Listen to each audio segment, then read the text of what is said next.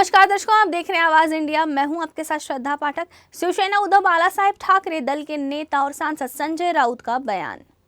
महाराष्ट्र के उप मुख्यमंत्री देवेंद्र फडणवीस की अचानक से बढ़ाई गई सुरक्षा को लेकर शिवसेना उद्धव दल के सांसद संजय राउत ने बयान देते हुए कहा, उन्हें हैरानी हुई कि अचानक से फडणवीस की सुरक्षा बढ़ा दी गई है। आगे राउत ने कहा है कि महाराष्ट्र को चिंता है कि राज्य के गृह मंत्री खुद सुरक्षित नहीं हैं। राज्य में कोई कानून व्यवस्था नहीं है।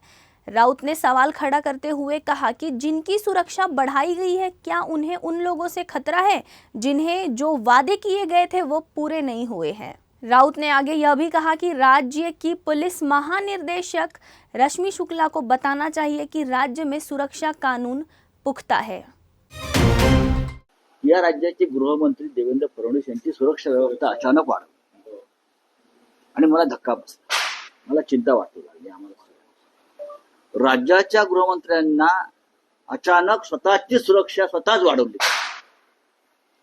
आणि काय ते फोर्स 1 काय कमांडो फोर्स 1 चे सगळे अत्याधुनिक शस्त्र घेतलेले लोक त्यांच्या घराला दरडा घालून बसले। हा काय प्रकार? हा या राज्याचा गृहमंत्री सुरक्षित नाही आणि गृहमंत्री स्वतःच आपली सुरक्षा वाढवतोय हवी तशी। फोर्स 1 चे कमांडो सागर बंगल्यावर, फोर्स 1 चे कमांडो नागपूरच्या घराबाहेर, फोर्स 1 चे कमांडो फडणवीस यांच्या कुटुंबियासोबत, फोर्स 1 चे कमांडो देवेंद्र फडणवीस यांच्या भोवती कोंडाळा करून बसलेले आहेत। महाराष्ट्राला चिंता वाटते। या राज्यामध्ये कायदा सुव्यवस्था नाही किंवा अघटित घडू शकेल काय याची आमच्या मनामध्ये पालचूक सुटली। फडणवीस यांना कोणापासून धोका आहे? ते राज्याचे गृहमंत्री आहेत ना, देवाभाऊ आमचे। त्यांना नक्की कोणापासून सुरक्षा हवी आणि कोणापासून धोका आहे? मुख्यमंत्र्यापासून धोका आहे का? कारण भविष्यामध्ये मुख्यमंत्री पदाचा जी जंग आहे त्यांच्यातली ती पुढल्या 15 दिवसामध्ये वाढणार।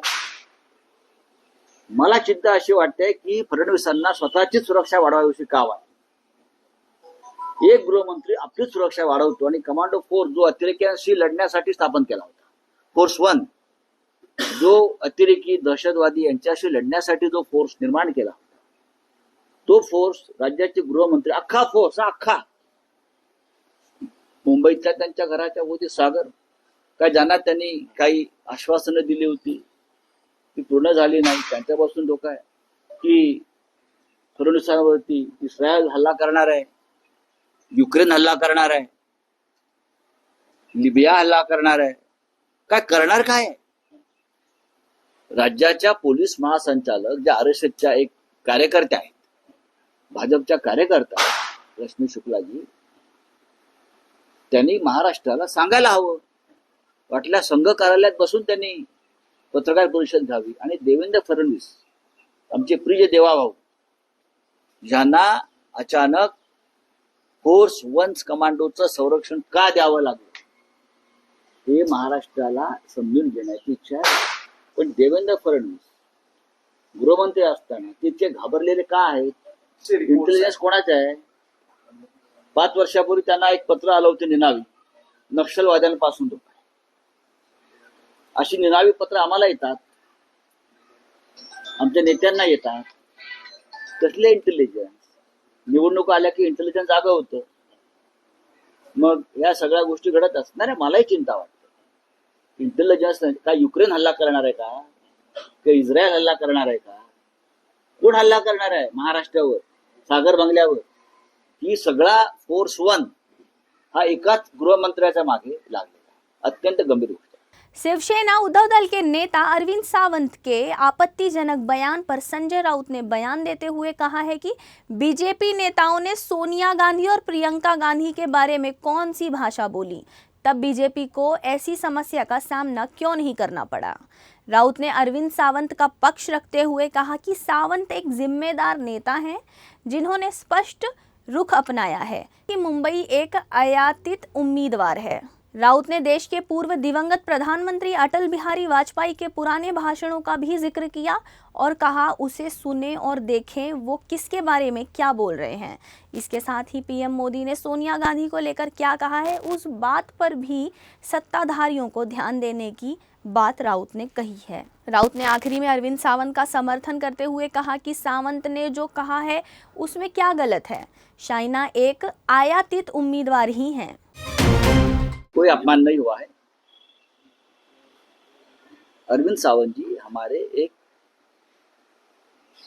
बहुत ही बुजुर्ग हमारे साथी और नेता है, सांसद है। क्या कहा अरविंद जी ने?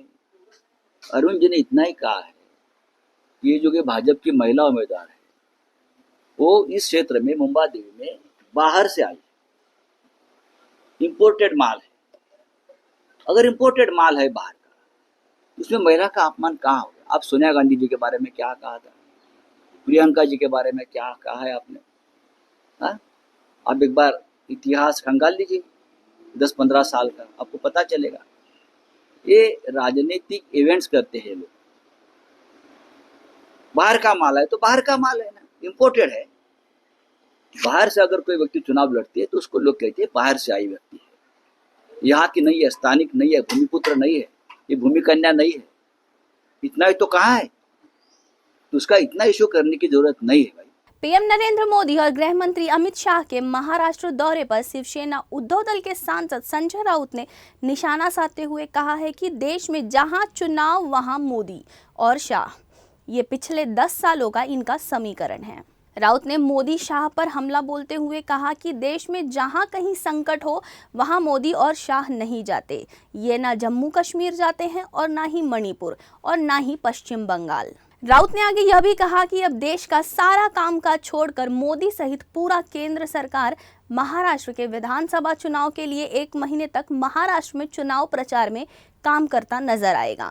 राउत ने मोदी सरकार पर निशाना साधते हुए यह भी कहा कि ऐसे समय में अगर भारतीय सीमा पर कोई संकट आ जाए तो जब पूछा जाएगा कि देश के पीएम कहाँ हैं, गृह मंत्री कहाँ हैं और रक्षा मंत्री कहाँ हैं, तो जवाब मिलेगा कि ये सभी मंत्री और नेता महाराष्ट्र विधानसभा चुनाव के प्रचार में व्यस्त हैं। जब पीएम आएंगे तो देश की सभी बड़ी एजेंसियां भी आएंगी और इस दौरान जिसे पीएम इशारा करेंगे उन्हें एजेंसी धर दबोचेगी। इनके सारे दौरे का खर्चा सरकार के पैसों से होता है, जिस कर चुनाव आयोग को ध्यान देने की भी जरूरत राउत ने बताई है। जहां चुनाव वहां मोदी जी, अमित शाह जी, ये 10 साल का समीकरण बन गया। जहां संकट है देश में वहां मोदी जी नहीं है। जहां प्रधानमंत्री की जरूरत होती है वहां मोदी जी कभी नहीं रहते। ना जम्मू कश्मीर में रहेंगे, ना मणिपुर में रहेंगे, ना पश्चिम बंगाल में रहेंगे।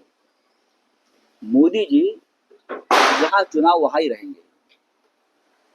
अब प्रधानमंत्री से लेकर गृह मंत्री तक पूरा केंद्रीय सरकार महाराष्ट्र में काम करेगा आकर 1 महीने के लिए।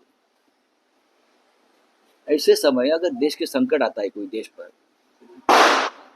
सीमा पर कोई गड़बड़ होती है, भारतीय सीमा पर, तो हम पूछेंगे भाई प्रधानमंत्री जी कहाँ है, गृह मंत्री जी कहाँ है, रक्षा मंत्री कहाँ है?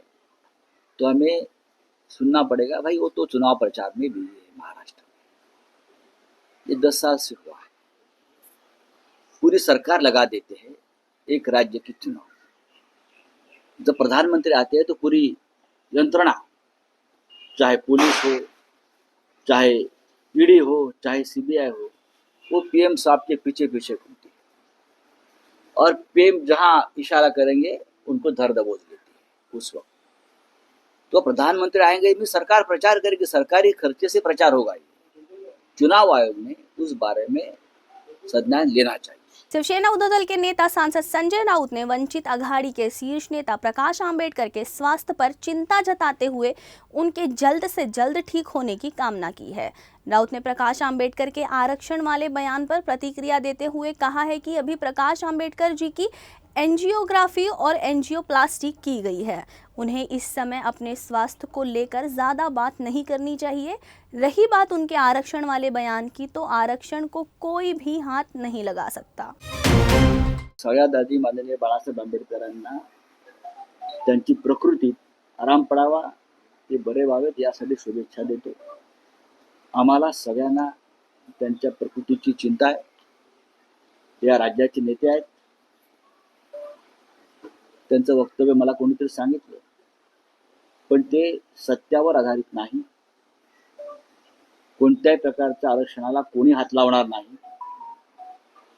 आंबेडकर साहेबांनी भ्रम निर्माण करणारी वक्तव्य ICU मधून करू नये. त्यांनी आधी स्वतःची प्रकृती सांभाळावी. ते ICU मध्ये आहेत. छातीवर ताण येईल अशी वक्तव्य त्यांनी आता करू नयेत. खूप नाजूक शस्त्रक्रिया असते. मी त्यातून 2-3 वेळा गेलेलो आहे. त्यांनी जास्त बोलू नये. पुढले 7-8 दिवस त्यांनी खूप कमी बोललं पाहिजे असा वैद्यकीय सल्ला असतो या प्रकरणामध्ये. त्यांनी आधी आपली प्रकृती सांभाळावी. महाराष्ट्र आम्ही सांभाळू.